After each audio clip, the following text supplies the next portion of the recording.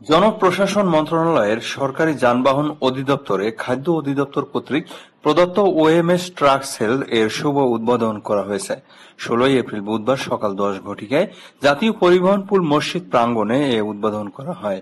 এতে প্রধান অতিথি হিসেবে উপস্থিত ছিলেন খাদ্য অধিদপ্তরের মহাপরিচালক মোহাম্মদ আবুল হাসানাত হুমায়ুন কবির।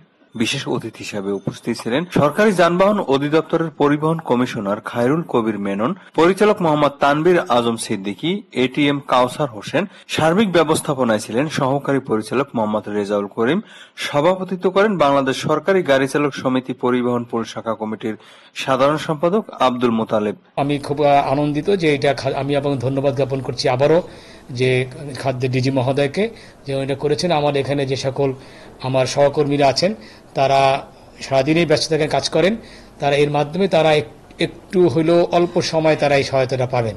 তাকে বাইরে যে ওইভাবে লাইন দাঁড়াতে হবে না, কারণ এখানে প্রায় প্রতিদিন ধরেন 300 লোকের মতো এখানে ট্রাক সেলটা হবে, প্রতি বুধবার একবার হবে। প্রথমত আমরা সরকারের কাছে কৃতজ্ঞ যে সরকারের ওমে চালু রাখেছে আমাদের যারা নিম্ন আয়ের মানুষ তারা যাতে জীবন জীবিকা সহজ হয় সেই জন্য মূলত এই কাজটা করেছে। মানুষের সেবার জন্য, মানুষের এই যেগুলো আমরা বিতরণ করছি এখানে খাদ্য সামগ্রী মানুষকে বিতরণ করা প্রয়োজন, ততদিন চালু থাকবে। বিষয় ডিপেন্ড করবে খাদ্য মন্ত্রণালয় এবং সরকারের সিদ্ধান্তের উপর। আপনারা জানেন যে সরকারের একটা বড় দায়িত্ব হচ্ছে সামাজিক নিরাপত্তা বেষ্টনী, এবং এইটার আওতায় আমরা খাদ্য অধিদপ্তর তথা খাদ্য মন্ত্রণালয় সারা দেশব্যাপী আমাদের অনেকগুলো প্রোগ্রাম চালু আছে।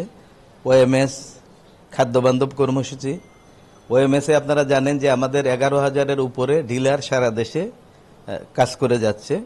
এই ঢাকা শহরে আমাদের 118টি দোকানে আমাদের ওএমএসের কার্যক্রম চলে এবং 70টি ট্রাকে আমাদের ট্রাক সেল হয়।